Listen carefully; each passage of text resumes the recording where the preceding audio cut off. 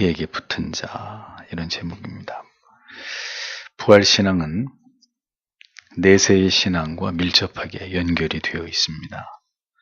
그러므로 신자가 이 세상을 살아가는 동안에 내세에 대해서 갖는 분명한 확신은 우리의 신앙의 뼈대를 이루는 중심축이 되는 것이죠.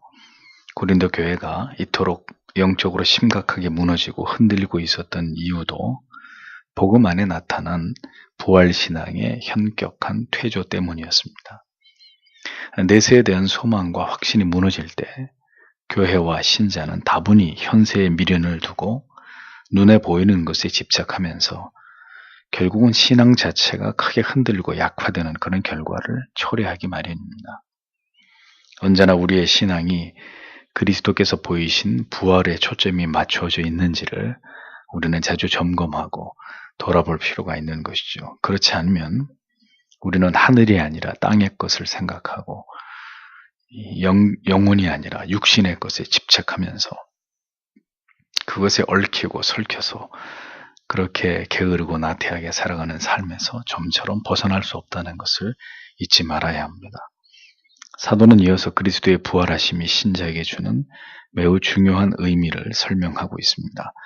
20절에서 22절을 보십시오. 그러나 이제 그리스도께서는 죽은 사람들 가운데서 일으키심을 받으셔서 잠자는 사람들의 첫 열매가 되셨습니다.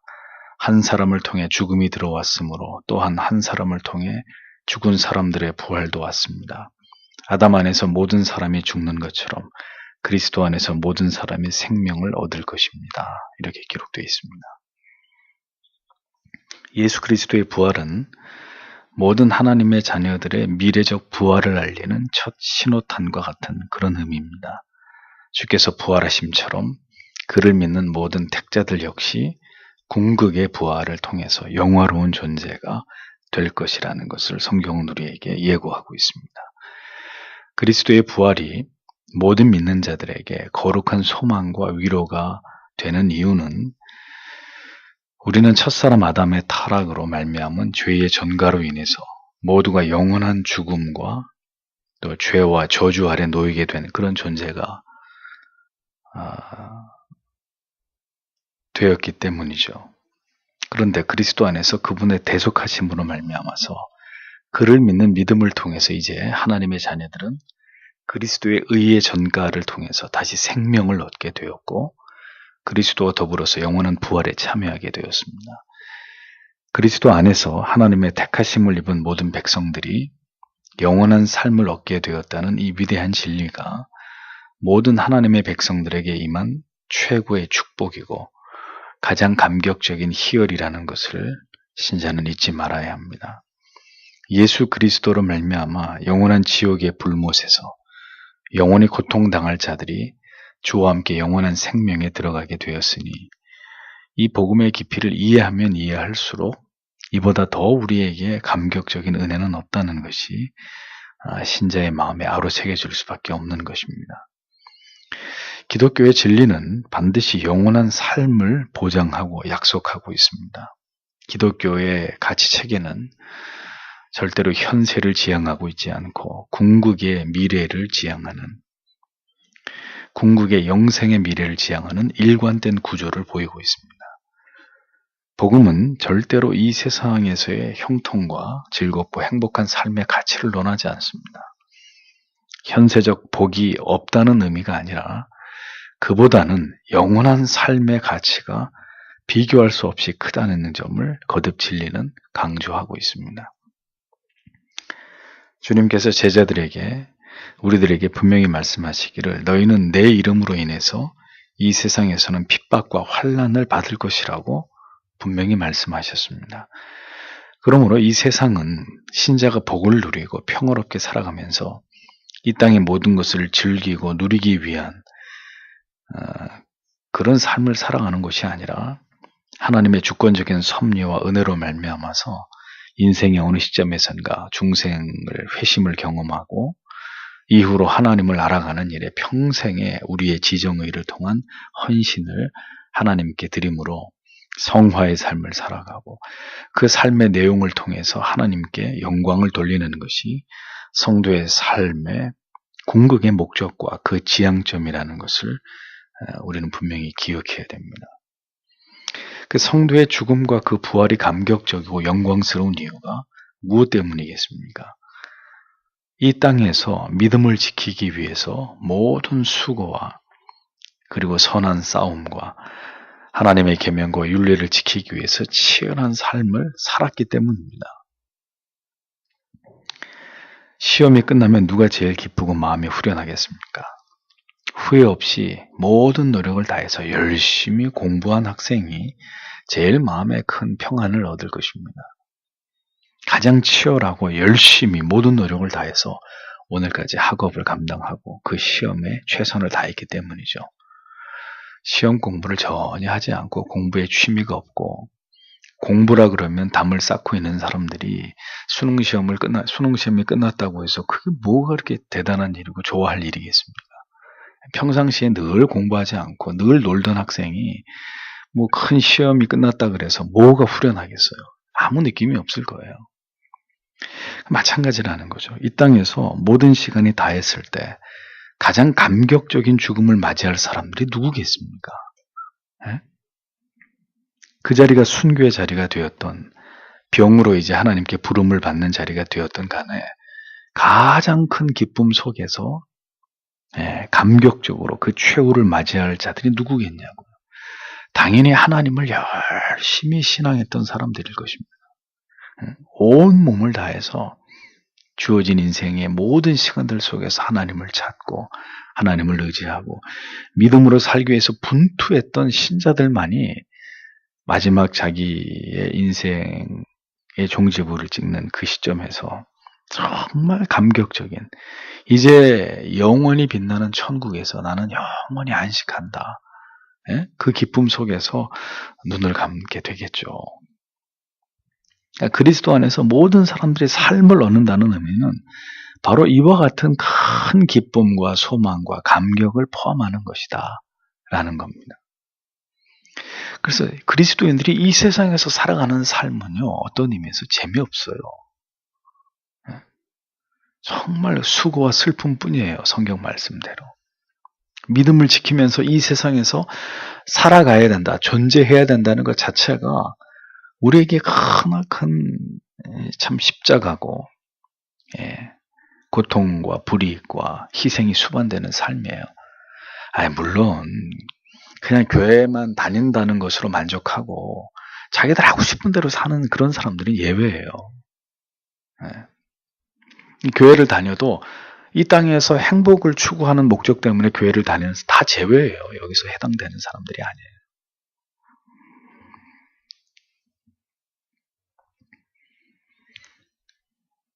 정말 예수를 만나고 난 다음에 그 모든 남겨진 인생 속에서 하나님의 나라와 하나님의 의를 구하면서 철저하게 죄를 미워하고 이 육이 탐하는 것들을 경멸하면서 부단히 하나님을 찾고 하나님 앞에 나아오고 말씀을 듣고 기도하고 그렇게 참된 성도의 삶을 걸어간 사람들에게 해당이 되는 이야기죠.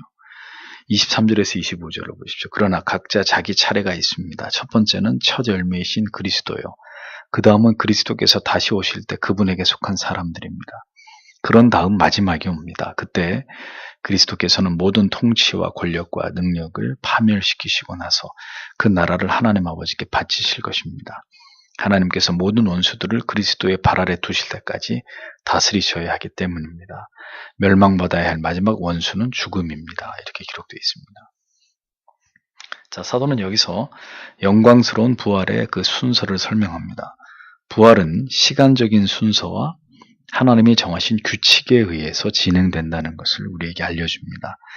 그래서 부활의 그 첫 번째는 의심의 여지가 없이 그리스도이시고 그 다음은 그리스도께서 이 땅에 강림하실 때 그리스도에게 속한 사람들, 하나님의 자녀들이 모두 부활에 참여하게 된다고 성경은 말씀합니다. 그리스도가 강림하실 때 그에게 붙은 자라고 사도가 그렇게 얘기하죠. 그리스도에 강림하실 때 그에게 붙은 자. 첫 번째는 그리스도가 부활하시고 두 번째는 그리스도가 강림하실 때 그에게 붙은 자들이 부활한다는 거예요. 그리스도에게 붙은 자, 너무나 영광스럽고 소망이 넘치는 그런 호칭입니다. 주님이 재림하실 때 그리스도에게 소속된 자들, 그리스도에게 붙어 있다는 말은 그리스도에게 속해 있다는 말인데, 이 세상에 속한 자들이 아니라 그리스도에게 소속된 자들입니다. 그 사람들이 신자입니다. 그 사람들이 우리들이 되어야 되는 거죠. 지금은 다 그리스도에게 붙어 있는 것 같습니다. 그러나 과연 그럴까요? 그래서 정말 그리스도에게 붙어 있는지 붙어 있지 않는지 한번 채로 치고 거르는 순서가 남아있다는 거죠. 그게 뭐예요? 환난이에요. 지금은 다 그리스도에게 붙어 있는 사람들처럼 보여요. 그런데 여러분, 이런 자유롭고 평화로울 때도 하나님 앞에 기도하러 나오지 않고 예배하러 나오지 않는 분들이 환난과 핍박이 시작되면 목숨 걸고 하나님 예배하러 오겠습니까? 어불성설입니다. 절대로 그런 일은 일어나지 않습니다. 그러니까 다 자기 방식대로 예수를 믿고 있는 거예요. 그리고 자기들이 다 그리스도에게 붙어 있는 사람들이라고 생각하는 거예요. 근데 그것은 그들의 착각이에요. 정말 하나님께 소속되어 있고 하나님께 붙어 있는 사람, 하나님만 아십니다. 그런데 그렇게 돼야 그 사람들이 신자예요. 그래서 신앙의 양다리는 없어요. 오늘도 이곳에 있는 것이 아니면 세상에 있는 거예요. 세상에 있는 것이면 하나님께 있는 것이 아닌 것이고, 신자는 언제나 내 자신이 누구에게 속한 자인지를 잊지 말아야 합니다. 우리의 정체성에 대한 흔들리지 않는 견고한 의식이 있어야 합니다. 무엇이 우리로 하여금 신자임을 잊지 않게 합니까? 우리의 영혼 가운데 하나님의 진리의 말씀이, 그 은혜가 우리의 마음에 새겨지고 부어질 때 우리는 더욱 우리 자신이 구별된 하나님의 백성이란 투철한 자의식을 갖게 되는 것입니다. 이 견고한 지식과 믿음이 우리로 하여금 이 세상에 속한 자들이 아니라 하늘에 속한 자로서의 분명한 확신과 소망을 갖게 하는 것이죠. 그리스도의 재림을 통해서 모든 성도의 부활이 완성되면 이제 주께서 이 세상의 모든 사탄의 영향권 아래에 있는 정사와 권세와 능력들을 모두 멸하시는 일들이 일어납니다.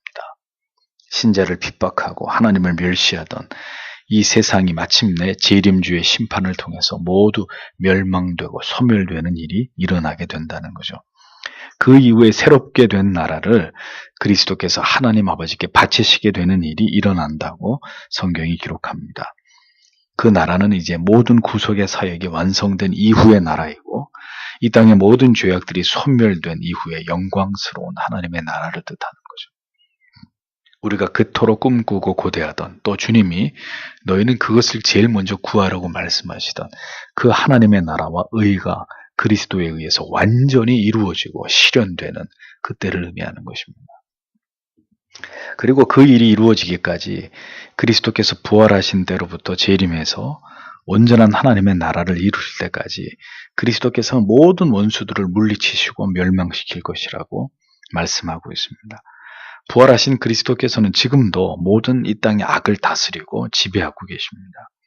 악이 횡행하고 죄가 창굴해지는 것도 왜 하나님이 통치하시는데 점점 이렇게 세상이 약해져 가나? 우리가 그런 의문을 가질 수 있는데 사실은 그렇지 않습니다. 세상이 이렇게 악해져 가고 의인이 사라져 가고 참 믿는 자들이 실종되어 가는 것은 그 하나님의 정하신 뜻대로 지금 되고 있는 거예요. 그래야 주님이 오실 거 아니에요. 주의 재림의 때를 향해서 모든 것이 순서대로 이렇게 가고 있는 거예요. 그러니까 우리 눈에는 막 세상이 이렇게 무너지고 영적으로 볼 때 죄악들이 정말 창궐해 가고 있는 이런 현상들을 보는데, 그래서 걱정이 되고 마음이 어두워지지만 그것도 지금 그리스도의 통치 안에서 일어나는 일들이라는 거예요. 그런 일이 있어야 그리스도께서 재림하시는 것이고, 그렇게 되기 위해서 지금도 그리스도에 의해서 실은 세상의 모든 죄악들이 다스려지고 있단 말이에요. 그러니까 죄가 더 많아지게 하나님이 그걸 허용하고 계시는 거예요, 세상에. 예. 현세에 일어나고 있는 모든 악들조차도 그리스도의 섭리와 주권 아래서 이루어지고 있는 일들이다. 그렇게 죄가 많아져야 주의 심판의 날이 다가올 수 있는 것이기 때문에 그 시간의 흐름으로 지금 가고 있는 거죠. 모든 악들이 창궐하여지는 것을 통해서 결국은 멸망의 시간이 점점 다가오고 있다. 주의 때가 임박해 오고 있다라고 신자는 깨달아야 되는 것입니다. 그래서 그런 날들이 다가올 때 신자는 더 하나님 앞에 기도하고 깨어있고 등불을 준비하고 이렇게 움직여요. 그런데 그때가 다가오고 있는데 그렇게 영적으로 더 하나님과 가까워지는 쪽으로 반응하지 않고 되려 교회로부터 더 멀어져, 기도의 자리로부터 더 멀어져, 말씀으로부터 더 멀어져. 이런 현상이 왜 일어나요? 그러니까 알곡과 쭉정이가 이제 분명해지는 거죠. 네? 다시 말씀드립니다. 마지막 때가 될수록 회색지대는 없어져요. 교회 안에 믿는 것도 아니고 안 믿는 것도 아니고 하는 사람들은 점점 소멸돼요. 그래서 믿는 사람은 더 열렬히 더 뜨겁게 믿고 그렇지 않은 사람은 그 믿음의 자리에서 미끄러지는 일들이 벌어져요. 배도하고 주님이 말씀하셨잖아요. 마지막 때에 큰 배도가 일어난다. 교회를 다니던 많은 사람들 가운데 때가 되면 나는 그 길은 더 이상 못 가겠다. 그렇게는 더 이상 못 맺겠다.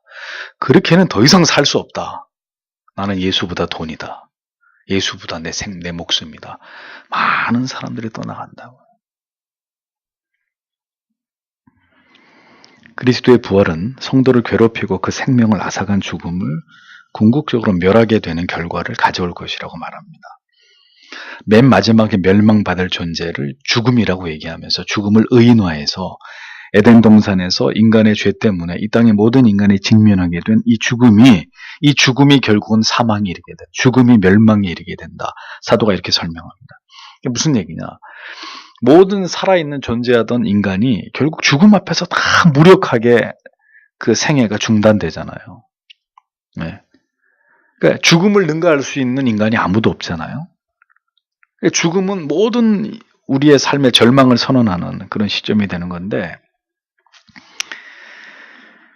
죽음으로써 모든 것이 멈추어지던 인간의 삶이 이제 영원한 부활에 참여하게 된 것으로 인해서 죽음이라는 이 땅에서의 개인적 종말은 영원히 이제 사라지게 된다고 성경이 우리에게 분명하게 선언합니다. 죽음이라고 하는 단어가 이 땅에서 없어지는 날이 온다는 거죠. 그리스도가 재림하시고 영광 가운데 우리가 부활하게 될 때 죽음, 사망이라는 단어는 이 땅에서 영원히 소멸되는 것이다. 부활신앙의 위대함이 바로 여기 있는 것입니다. 여러분, 어떤 종교가 죽음을 초월할 수 있습니까? 어떤 종교가 죽음 그 이유를 얘기합니까? 예? 그래서 이슬람도 죽음 이유를 설명하라 그러면 아주 지극히 유치하게 설명하잖아요. IS의 전사가 돼서 폭탄 테러를 하고 죽으면 천국에 가가지고 50명의 미인들에게 둘러싸여가지고 호의호식하면서 그게 이슬람이 이야기하는 천국의 전부예요. 얼마나 유치해요. 얼마나 유치해요. 그러니까 어느 종교가 이 죽음의 문제를 이렇게 본질적으로 이 죽음에 대한 궁극의 승리의 문제를 정확하게 논하는 그런 종교가 어딨냔 말이죠. 누구도 초월할 수 없었던 그 죽음을 초월하게 되는 것. 이것이 복음이 가진 독보적인 가치이고 그 위대성이라는 것을 우리는 잊지 말아야 합니다. 성도는 죽음을 초월한 존재들임을 증명하는 사람들이에요. 결국 하나님이 이 땅에서 우리의 믿음이 자라면 그 다음에 우리를 통해서 하나님이 뭘 보여주고 싶어 하시느냐. 알렉산더 대왕이 어느 다른 나라의 왕과 전쟁을 벌일 때 병사들을 절벽에다 일렬로 세워놓고 앞으로 갓 명령을 내려요. 그 알렉산더 대왕의 부대의 군인들이 절벽에서 앞으로 걸어가니까 어떻게 돼요? 한 명씩 떨어져서 죽어요. 그걸 적의 왕이 그걸 보고 어떻게 해요? 싸워보지도 않고 항복을 해. 싸워보지도 않고. 저 왕의 말에 저렇게 자기 목숨을 그냥 초계와 같이 버리면서 그 절벽에 떨어져서 죽어가는 알렉산더 대왕의 병사들을 보면서 이 전쟁은 하나마나 알렉산더 대왕은 절대로 이길 수 없다. 결국 여러분 하나님의 위대함, 이 복음의 위대성, 모든 사람들이 죽음을 무서워하는데 그 죽음을 초월한 부활을 믿는 사람들의 정체와 가치를 하나님이 세상에 분명하게 보여주시려고 하실 때 하나님이 뭘 사용하실까요? 환난과 핍박, 박해를 사용하는 거예요. 그래서 그리스도인들이 참수를 당하고 살갑다기가 벗겨지고 머리에 자기 머리만한 돌을 메고 바다에 수장이 되고 뭐 이런저런 불에 타 죽고 뭐 이런저런 방법으로 죽어가면서도 그 죽음을 전혀 두려워하지 않은 초연한 모습으로 오직 한 번밖에 없는 자기 생명을 버리는 그 모습으로 이 세상 사람들을 하나님이 경악해 하시는 거죠.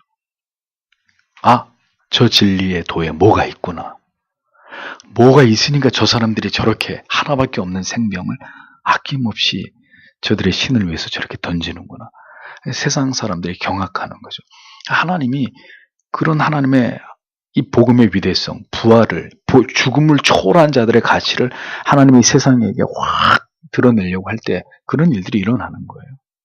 그래서 이번에도 IS에 의해서 얼마나 많은 크리스찬들이 참수를 당했습니까? 그런 일이 대한민국에서 일어나지 않으리라고 누가 보장합니까? 준비되어 있으시냔 말이에요.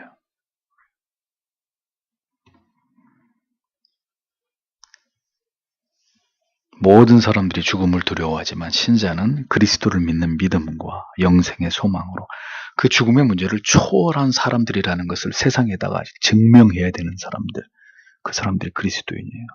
죽음에 대해서 감사하고 감격하고 초연한 모습으로 그 죽음을 받아들임을 통해서 결국은 영원한 나라, 영원한 생명, 그것이 존재하고 있다는 것을 분명하게 그것을 증거로 이 세상에 남겨놓아야 될 사람들이 신자이어야 한다는 거죠. 그래서 기독교의 신앙이 그 죽음 그 너머의 부활과 영생을 이야기하지 않을 것 같으면 그건 기독교를 이야기하는 게 아니에요. 오늘날 대한민국의 기독교, 대한민국의 교회가 정말 몰락의 어떤 길을 가고 있다는 이런 말이 과언이 아닌 이유는 부활을 이야기하지 않기 때문이에요. 이 사망, 죽음이라고 하는 이 절대적 절망을 초월하는 그 믿음으로까지 신자들의 신앙을 끌어올리지 않고 있기 때문입니다. 그 증거가 뭡니까? 이 땅의 모든 가치들을 바라보고 그것을 소망하고 그것을 욕심내고 그것을 따라 살도록 교회가 그걸 부추기고 있잖아요. 교회에서 죄를 설교하지 않아도 우리의 삶은 온통 우리의 육적이고 이 세상에서 먹을 거, 입을 거, 좀 더 좋은 집 여기에 거의 본능적으로 우리의 마음과 생각이 따라가는데 거기다가 더 세상에서 복 받으라고 이렇게 부채질을 하면 그 믿음이 어떻게 되겠습니까? 그 믿음 안에 내세에 대한 소망이나 확신이 있겠습니까? 그러니 안 그래도 계속 육적이고 이 세상을 지향하는 이런 어떤 사고로 똘똘 뭉쳐있는 그런 영혼들을 적어도 교회에 불러들여서는 어떻게 해야 돼요? 죄라고, 그렇게 살아가는 게 죄라고 얘기하고 이 세상에 대한 미련과 욕심 버리고 영원한 나라를 바라보자고 그 얘기를 목사가 계속 할 수밖에 없는 것이고 해야 되는 것입니다. 그래야 죽음 그 이후를 대비하고 그렇지 유한한 눈에 보이는 이게 전부가 아니지 보이지 않는 그것이 더 위대한 가치고 그 영원한 가치이지 라고 여러분들의 사고를 환기하실 거 아니에요. 단언하건대 한국 교회 안에 이 부활신앙 또 이제 이상한 부활신앙으로 가는 거죠. 저 춘천 한마음교회처럼 또 단언하건대 이 부활신앙 내세신앙에 대해서 정말 확고한 믿음과 어떤 영적 환희와 희열을 가지고 있는 그리스도인들 얼마나 될까요? 과연 오늘날 교회 다니는 사람들 가운데 아무 준비 안 돼 있어요. 죽음 이후에 대해서 27절 28절 하나님께서는 모든 것을 그분의 발 아래 굴복시키셨습니다. 그런데 모든 것이 굴복되었다고 말할 때 모든 것을 그분에게 굴복시키신 분이 그 안에 들지 않은 것은 분명합니다. 그러나 모든 것이 아들에게 굴복하게 될 때 아들 자신도 모든 것을 자기에게 굴복시키신 하나님께 굴복하실 것입니다. 그래야 하나님께서는 모든 것 가운데 모든 것이 되실 것입니다. 이렇게 되어 있습니다. 하나님께서는 부활하신 그리스도의 발 아래에 모든 만물을 굴복하게 하셨습니다. 그러나 그렇게 하신 하나님께서는 그리스도의 발 아래 굴복된 것들 가운데 포함되지 않으신다고 말씀하셨습니다. 오히려 모든 것이 자신에게 굴복된 예수 그리스도께서 성부 하나님께 온전히 굴복하실 것이고 그를 통해서 마침내 하나님께서 모든 구속사의 종지부를 찍으심으로 하나님의 위대하신 구속의 드라마를 끝내시고 세세토록 영광을 받으실 것이라고 사도가 그렇게 이야기합니다.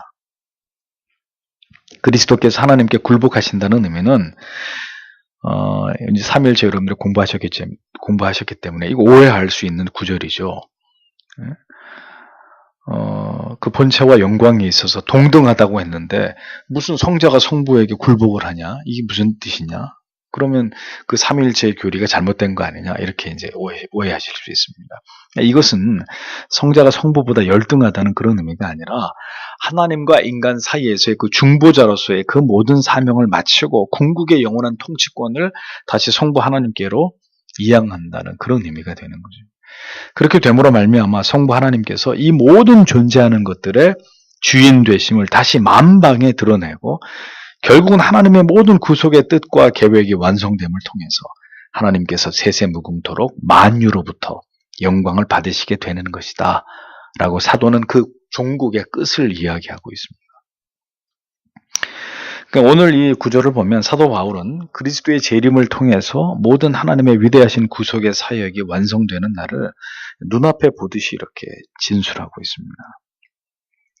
인간을 괴롭히던 죽음마저도 소멸되고 그리스도께서 모든 구속사를 완성하심으로 성부 하나님께 모든 영광을 돌리시고 성부 하나님께 복종하게 될 때 이제 영원하신 하나님의 통치가 시작되고 만유의 주로서 하나님께서 세세무궁토록 존재하게 되신다는 이 인류 역사의 모든 의미, 하나님이 왜 이 천지 만물을 창조하시고 그리고 타락한 인생들을 통해서 구속의 역사를 펼치시고 그리스도를 통해 재림케 하시고 그 이후에 새하늘과 새 땅을 하나님이 만드셔서 생명의 심판과 사망의 심판으로 모든 것들을 판가름하고 그리고 영원히 하나님이 이제는 하나님의 자녀들과 더불어서 영생을 누리게 하시는 이 모든 하나님이 쓰신 이 이야기가 뭘 목적으로 하고 있느냐?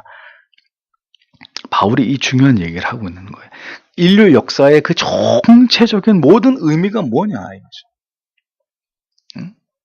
태초로부터 지금까지 인간이 존재하면서 이 장구한 역사를 써내려간 이유가 뭐냐 도대체.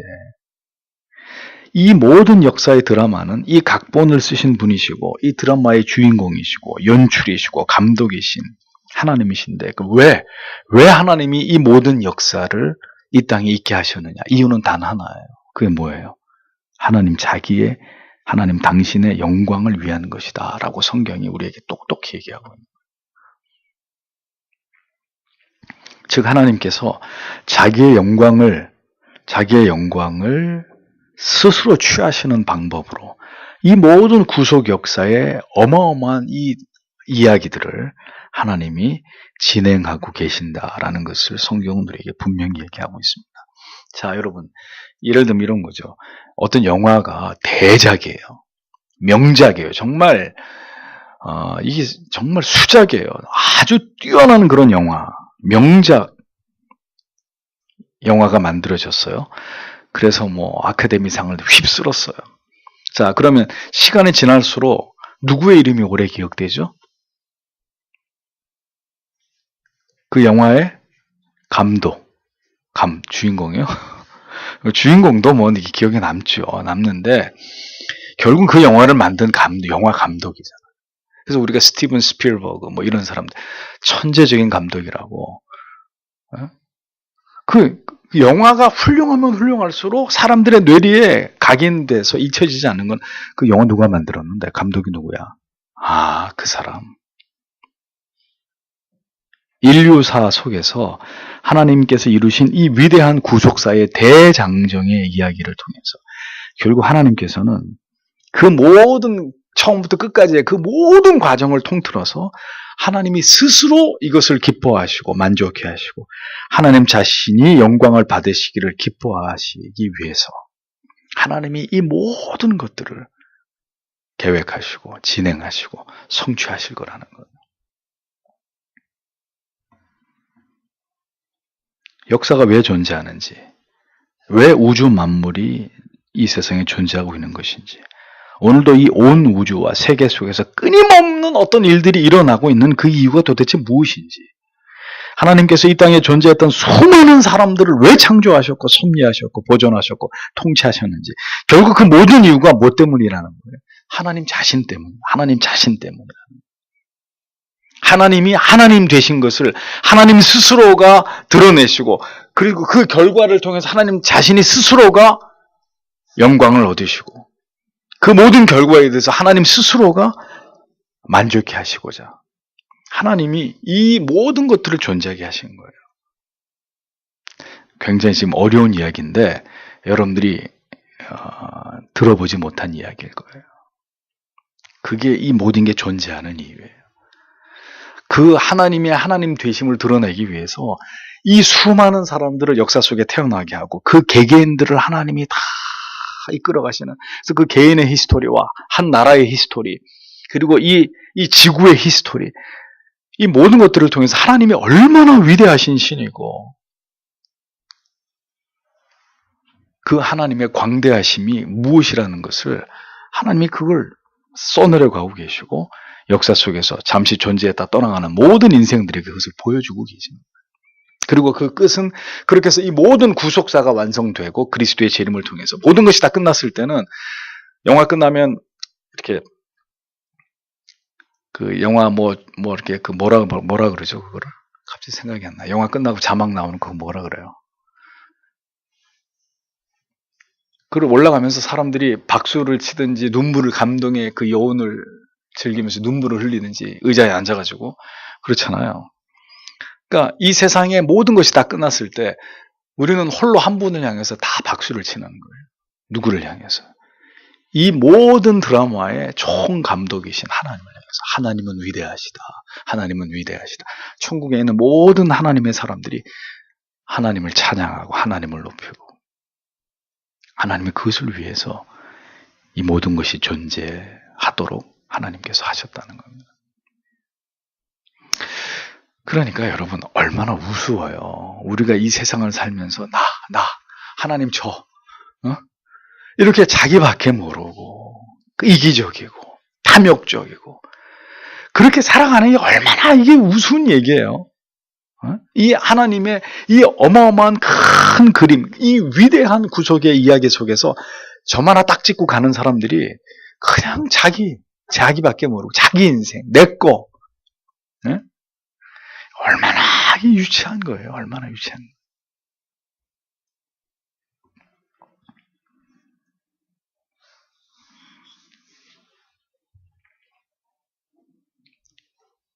이것이 역사가 존재하는 이유다. 세상이 존재하고 있는 목적이다. 신자가 이 세상을 살아가면서 반드시 기억해야 될 우리가 신자로 존재하는 까닭이고 목적인 것입니다. 왜 그래서 이 진리를 통해서 그 하나님을 발견하고 하나님의 뜻을 깨달은 사람들이 오직 하나님께 영광을 이라는 슬로건을 왜 만들었겠어요? 성경을 딱 쥐어짜면 오직 하나님께 영광을 인데 그 말을 왜 만들어냈겠냐고요. 왜? 그게 정답이거든요. 이 성경에 존재하는 이유고 이 세상에 존재하는 이유고, 거기에 나라고 하는 존재, 나 인간 아무것도 아니야. 아무것도 아니에요. 우리가 주인공이 아니에요. 우리가 주인공이 아닌, 우리는 그냥 지나가는 엑스트라에 불과한데 왜 우리가 주인공이 되려고 그래요? 왜 스포트라이트를 자기가 받으려고 그래요? 하나님이 주인공이고 감독이고 이 각본을 쓰신 분이고 그분이 다 하신 건데 우린 엑스트라예요. 엑스트라. 행인 1, 나무, 돌 이런 거 있잖아요. 우린 그런 거라고요. 그런 거. 하나님 자기라 그러면 이상하지만 하나님을 위해서, 하나님 자신을 위해서 이 모든 것들을 하나님이 존재케 하셨고, 수만 가지의 일들이 이 세상에서 일어나게 하셨고, 일어나고 있고, 앞으로 일어날 것이고, 결국은 하나님이 얼마나 위대하신 신인지를, 그분이 모든 영광을 받으실 수밖에 없는 분이라는 것을 하나님 스스로가 증명하기 위해서 이 구속의 드라마를 쓰신 거예요. 그리고 그것은 앞에서 설명드린 대로 그렇게 해서 끝이 나는 것이고, 그렇게 이 위대한 일을 행하신 하나님을 천국에 하나님 앞에 초대를 받은 모든 택자들은 영원히 그 하나님을 경배하고 찬양하면서 그렇게 해서 영원히 우리가 영생을 누리게 되는 그런 존재가 되는 것이다. 잠깐입니다. 성도 여러분. 잠깐이에요. 이 세상에서의 삶 잠깐. 안 늙어요? 안 죽어요? 잠깐이에요. 그걸 알면 오늘이라는 시간 속에서 내가 뭘 해야 되나? 어떤 가치를 가장 중요하게 여겨야 되나? 뭘 위해서 살아야 되나? 이게 답이 안 나와요? 에? 어떤 걸 선택해야 되는 순간에서 이 시점에서 하나님이 가장 기뻐하는 게 뭔가? 이게 안 나오냐고요. 그럼 딱 그게 답이 나왔으면 그렇게 사는 거예요. 그거 말고 뭐 있어요?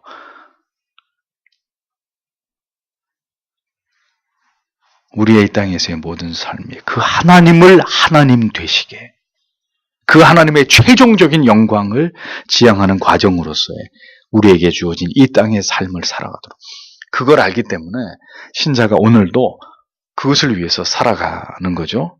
그리고 그것을 위해서 살아가는 우리의 모습이 세상 사람들이 볼 때는 구별된 사람, 구별된 모습으로, 성별된 모습으로, 도저히 자기들은 이해할 수 없는 삶을 살아가는 자들로 이렇게 비춰지는 거예요.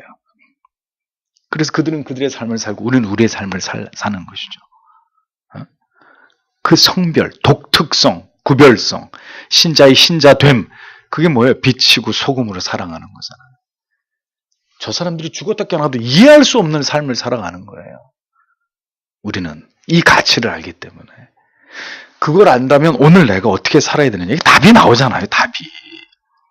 그래서 제주도에 차를 몰고 출장을 갔다가 다시 그 차를 타고 주일날 못 오니까 제주도에다 차를 놔두고 비행기 타고 토요일날 올라와서 주일날 예배 드리고 다시 비행기 타고 가서 차를 끌고 오는, 누가 보면 정신 나갔다 그러고 제주도에는 교회가 없어? 뭐 이렇게 한심한 짓을 하고 있어? 그렇게 돈이 많아? 이런 말도 안 되는 비상식적인, 근데 그런 삶으로 보여주는 거죠. 나에게는 예배가 가장 중요한 것이요. 비행기 값이 중요한 게 아니라 나한테는 하나님께 예배하는 이것이 내 생명보다 귀한 일. 라는 그 특별한, 그 보통 사람들은 이해할 수 없는, 상식에서 어긋나는 그런 삶을 고집하는 것입니다. 누가? 신자들이. 누구 때문에? 나 때문에? 하나님 때문에. 그러니까 그런 삶을 살 때 그 사람의 삶에서 뭔가 하나님의 놀라운 어떤 계획이 나타나고 하나님의 뜻이 이루어지고 하나님이 그를 통해서 영광을 받으시는 그런 장면들이 나타나겠죠. 뭔가 그런 특별함이 있어요. 에? 사는 건 특별하지 않은데 특별한 은혜는 받고 싶어 해요. 가능하겠습니까? 불가능한 얘기예요. 불가능. 그러니까 다 미적거리고 사는 거예요. 다 고만고만하게 믿는 거예요. 에? 다 그냥 그렇게 그냥 평범 이하 정도의 수준으로 그런 신앙생활을 하다 그냥 끝나는 거죠. 그러니까 안타까운 건 뭐냐면, 오늘 이 시대가 안타까운 것은 과거의 시대 속에는 아까처럼 그렇게 믿는 게 상식이었어요. 제 말이 틀렸습니까? 새벽기도, 매일매일의 새벽기도, 수요 금요기도에 구역 모임, 아침 예배, 저녁 예배, 그렇게 하나님을 신앙하는 게 불과 한 세대만 전에도 상식이었어요. 그게 상식. 제 말이 거짓말입니까? 오래 교회 다니신 분들한테 물어보세요.